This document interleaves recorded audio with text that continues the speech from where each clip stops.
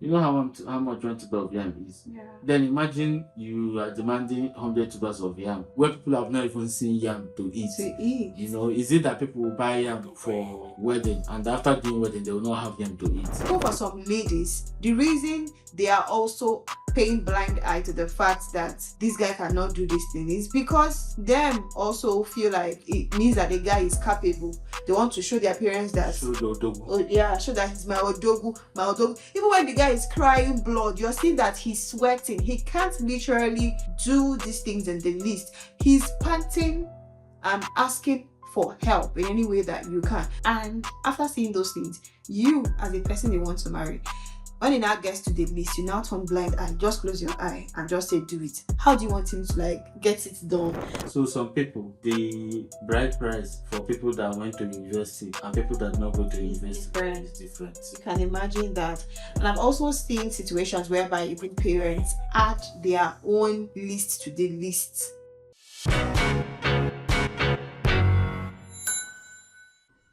Hello guys, you're welcome to the Spring Class podcast. My name is Judith and this is Your husband. my husband.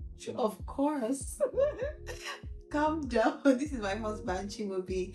So on this podcast, we'll be sharing everything knowledgeable. We'll be sharing our opinions, and we want to also learn from you as we have this community geared towards learning, sharing knowledge. For every research we've made, for everything we know, we'll try to share, and I hope that we can all grow together, right? Yes, obviously. Obviously, we'll grow together. So today we'll be talking about bride price. Yes. We'll be sharing what we think about bride price with you, and we also hope that you will also like engage in this conversation in the comment section and tell us what you think as well. So, Yes. Your voice matters. yeah, your voice matters, like my husband has said. So yeah, babe, over to you. What do you think generally about bride price or about the list? So we have in the Igbo culture, we have the bride price and we also have the list that accompanies the bride price. So when you come to marry someone, the family of the bride will give you a list of the things that you're supposed to do, requirements. So this is the list that we're talking about now majorly. So babe, what do you think about that list? So I think all of them are bride price. Okay. In a sense, I think all of them. Because when they say bride price, everything comes together. So I know people try to make that distinction. Oh, there's the one you give to the father, the specific amount of money or something that is required, then the list. But I think all of them encompasses. You know, I think it's the bride price. So see, for example, in the Bible, Jacob paid bride price to. Listen. Okay. Jacob paid bride price. And surprisingly, I don't know whether anytime in history, whether some of the Nigerian tribes and cultures have actually interacted with the Jewish people, but they tend to have similar ideas and beliefs, especially when it comes to marriage. So that is why families demanded bride price, especially when you want to marry their daughter. And it's more like a customary thing. However, now that custom is becoming a dragon. Should I call it a dragon? You've already called it a dragon, baby. So it's becoming something that I think on a personal level is untenable and no longer sustainable. Why am I saying this? Okay, let's look at the history. I was reading one of Achebe's book and he pointed out that when this distortion started happening was when people started going to work in civil service, after the creation of the civil service and the civil service regulations that made it like necessary for Nigerians to start working. So people were going to school, getting jobs, and when they want to get married, the list they were giving to them was now different from the list they were giving to people in the village. So for example, social status, yes. So the list was not reflecting people's social status. If you are abroad and you went to Igbo, which is going to work in a big city, when you want to marry and they know that you are somebody of a very high status, the list they give you is totally different from the list say they will give to one because of the difference in social status. And I think maybe the people that wanted to do it had something in mind of trying to uh, maybe get as much as possible from people that have money. Extort? Yes, I think it's extort, because then again, if you are trying to do something based on social class or have certain expectation, it might be somehow being influenced by greed. So yeah, babe, I think it's extortion. So, and the thing with some of these things is that greed doesn't get small. Sort of like the more you feed into your greed, the bigger your greed becomes. You know, if you start small, all of a sudden it's not going to stop there as long as you continue being greedy. Your greed, The appetite for greed continues to grow. Your greed appetite, you understand, will continue to grow. So I think that is what happened, and now we're having a situation where people can no longer afford bride price. Maybe over to you. Oh, okay, babe, thank you. So, what I think about bride price is the fact that I feel like a balance should be drawn in the sense that if you want to, if there is a list that, yes, I understand culture and tradition. Even when I say that and ask questions like who set the standard, I also think that everything should be done in moderation. So, if you're going to give your daughter a list, you as a father should also look into the list and ask yourself questions like, am I really giving this as a way to sell my daughter? What is my intent in asking this my supposed son-in-law, right? What's my intention from asking him to do all of these things? Is it from my motive of greed? Or is it the fact that I have it subconsciously that I want to be rewarded for training my daughter or for raising my daughter? Because I feel like sometimes parents some parents act like this is time to gain their reward for training this lady to this extent. So the moment someone comes and says, I want to marry, they strike. Yeah. They bring out everything in them that have been looking for how to extort. Yeah, baby. So sorry, let me add. So some people, the bride price for people that went to university and people that not go to university is different. You can imagine that. Yeah. And I've also seen situations whereby even parents add their own list to the list. You know, so the village list, the parents also get some things that they want for themselves, probably their childhood fantasy gifts, and they add it to this list and makes it so cumbersome for the person who is coming to ask for their daughter's hand in marriage. And while these things are happening, there is a place of wisdom for anyone who has come from this kind of families. You should learn how to strike the right conversations with your people, your parents, respectfully, right? It doesn't have to be a fight me, I fight you. Respectfully have that conversation to tell them that it's not about this thing being negotiable. It's about the fact that this my husband, this person who wants to marry me, cannot afford these things for now. And that does not make him less. Because sometimes there is that fear of if I go and say that it looks like the man he cannot take care of me. Who said it's by writing the list, who said it's by ticking all the list that shows that he can take care of you? You know. So we need to understand these things and even know why we are even doing what we are doing. Because even for some ladies, the reason they are also paying blind eye to the fact that this guy cannot do this thing is because them also feel like it means that the guy is capable. They want to show their parents that show that he's my odogu. Even when the guy is crying blood, you're seeing that he's sweating. He can't literally do these things in the list. He's panting and asking for help in any way that you can. Find might not necessarily come and say, oh, help me. But you know that he has told you everything. He has told you about his financial status. You know he has potential. He's going somewhere. And after seeing those things, you as a person they want to marry, when it now gets to the list, you now turn blind eye, just close your eye and just say do it. How do you want him to get it done? How do you want him to do it when you know he can? So do you even want him to go and start borrowing money just to pay bride price or to do the things in the list. He has not even started. So I feel like it's a place of wisdom that you go and meet your parents and talk to them that this thing, see, there's a difference between saying, daddy, help us, and saying it cannot work because I know this person's capacity. For now, he can't work. And that does not make him less of a person, because sometimes even this whole list of a thing that people are bringing at you, even your daughter you're giving out to marry, it's not ending that day. It's not after the list, then she's alive. She's not dead. Abby. She's still a living human being. She's still living the days of her life. And you're still in the equation. Because there are times that, in fact, obviously now we take care of our parents. So you can't tell me that after collecting that list money or after they have done everything, then you cease to demand. You still come tomorrow.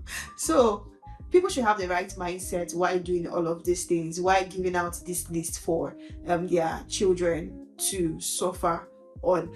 And then again, if you're going to say, okay, this is for the elders, because most times the things in the list are for the elders, it's also important that you know where to draw the line with these elders. Come on, who set the standard?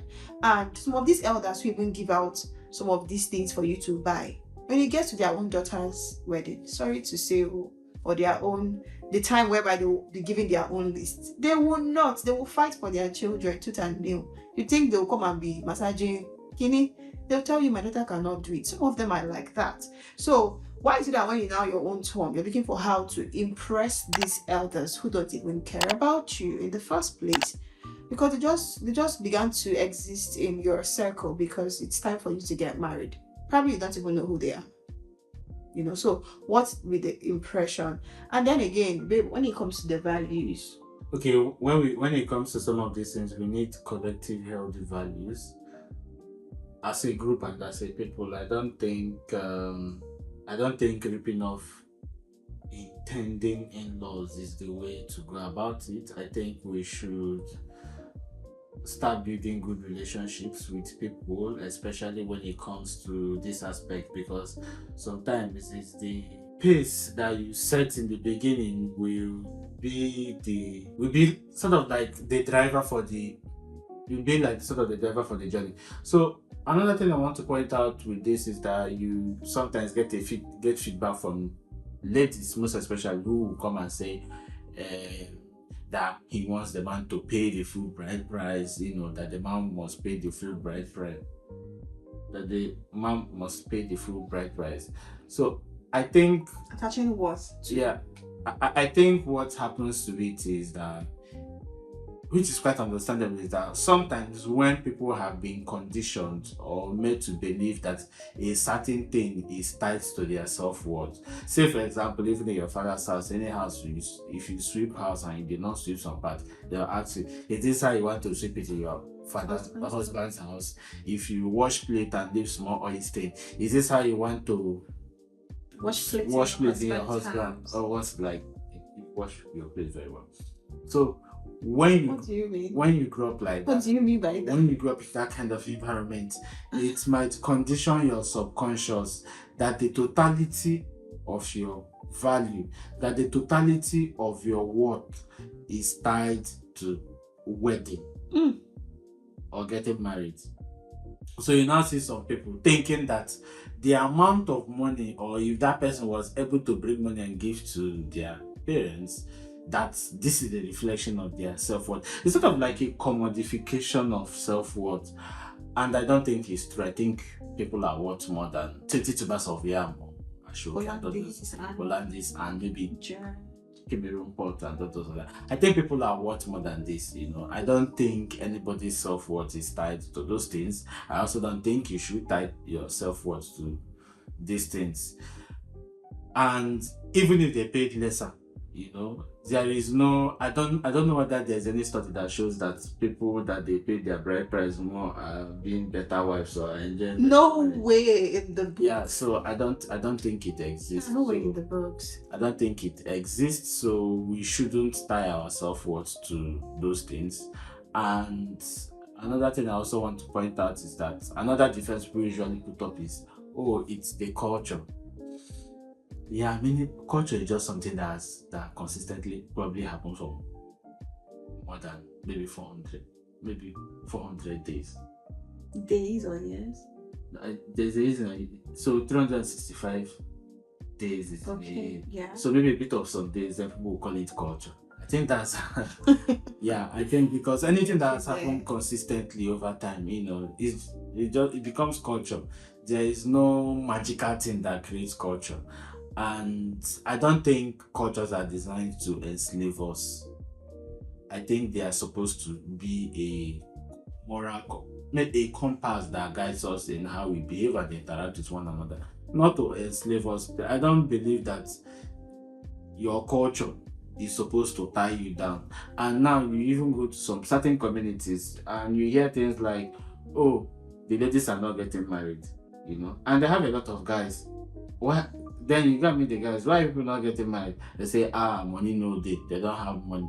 Not necessarily that they don't have money, but in their subconscious mind, they are thinking for them to get married, then all the whole bride price and the hurdles that they must overcome, which doesn't make sense. And there's nothing that says that culture should just be insensitive. Our culture should be sensitive to our needs per time, not just because it is culture, per time. So I think it's culturally sensitive for us to evaluate our values on some of these things. Try to find a way to accommodate people. Let's be kind. Let's be kind. Let's be loving. Let us have bride price that reflect this current inflation crisis.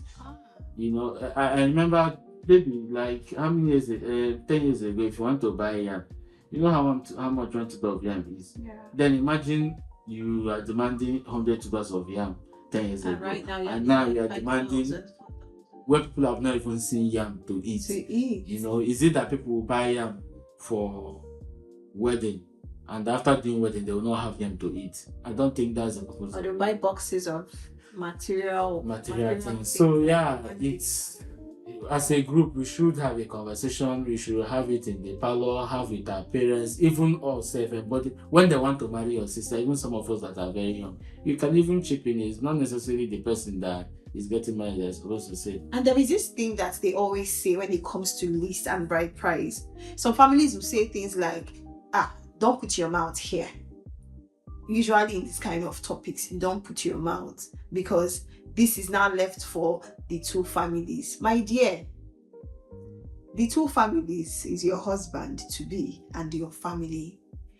And why would it be that in everything you're supposed to be kind of involved, and then when it gets to this reaping, they now say don't put your mouth, it's not for, these talks are not for you. The lady just turn a blind. Please don't turn blind eye.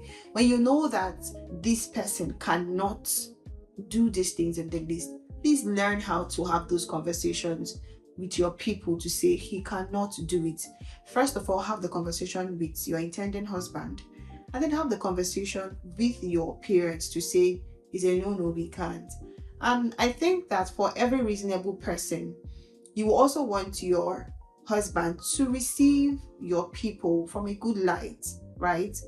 You want him to experience the kindness of your family, welcoming spirit of your family, and love as well. Not just immediately he said, this is what I want to do. There have been instances of men who started this whole list thing, and at the end of the day, because they couldn't finish, they ran back. Yeah, I think there was a man in the news that they said after spending $1,000, he came that day. They gave him another list. And he ran. He ran for his life. He ran for his life. Even like the one, if it was me, I would collect at least 500. I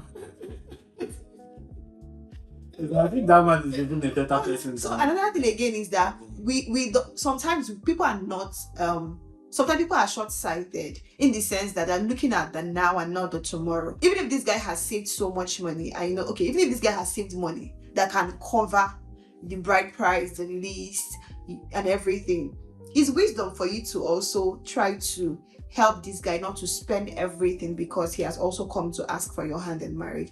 It's wisdom to also say, okay, how can we even have some things left? Because after the whole wedding and ceremony, you're going to leave. And leave requires that you'll be eating, you'll be feeding. You have some things to do and they require money. You have plans that require money. You also have plans to also save, which requires that money has to be in the account. Okay, so it's not like because of you someone's account should run dry. We should learn how to be compassionate and show empathy. Let's always strike a balance, and have moderation in all of these things. Your self-worth, like baby you said, is not tied to everything in this list. You exist as a human being with so much value. What is your but? No, yeah. No, I think people need to see it. So your self-worth is not tied to these things. And it's also good that it's not when they mention bride price, then our values will just run away or we lose touch of kindness and love. Let us reflect our values in all of these things, and most especially in this area as well, because it's very easy for us to say, oh, let him do it. He should be capable because he's coming to marry me. He's coming to marry Ogechi. She is Ogechi, that is the son that is trying. And then this is your Odogu. So Odogu should be able to. Yeah. I don't think it makes sense. And if you're at that place too where the guy who is also giving this list can do everything and have enough change, kudos to you. But the truth is this: we can't say that, oh, because these people can't afford everything, then the ones who can't afford are now being asked questions like, are you not seeing your mates? That's a very wrong place to be, and it's a very wrong mindset to have. So this moderation cuts across every single person. You have it, you don't have it. It's important that this conversation we should have this kind of conversations to say, where do we strike the balance when it comes to bride price? The lady should have the right mindset towards this. Your self-value and worth is not tied to the fact that this guy can or cannot pay your bride price. And two, paying your bride price, you're doing everything in the list and taking it completely does not even show that or mean that the guy is going to take good care of you. We're not praying for bad things to happen, but you should also be very conscious or courteous or aware of what is happening in your environment. So some guys actually see it that the moment they can do everything financially for a woman, then they own you or you're like a slave to them. Let's be watchful. Let's not just look like, oh, because he can do everything in this list and even more than let's just be mindful of the things that we do out there. And then even for us as people who tomorrow be giving out our daughter's hands in marriage or be going for even our siblings, it's good that we understand right now that these conversations, we should have them and know where to draw the line. So do you have any last words? I think the last word is that we should be reasonable. We should think things through. Mm-hmm. I don't think we should just say, oh, because this thing has been done, they did it to my grandmother, they did it to my mother. And we shouldn't use a sensible approach in having the conversation and applying wisdom in it. Left for me, they should even abolish it. But like my babe Amor said, let's strike a balance. So, the moderation is key. And don't say because they did it for you, you want to retaliate. Please be calm. Let's love one another and serve one another and be kind to one another, even in bride price. Yes. Is important. So now we come to the end of this video. If you know this video has helped you or that you find this interesting, please drop your comments in the box below. Sure. Also share this video with your friends and share what they have to say. If you don't comment, share. Please share, like this video, and also subscribe to our channel because you're going to be getting lots of wonderful, lovely videos from us as well. Okay? So, this saying bye-bye. Yeah, she said. And take care.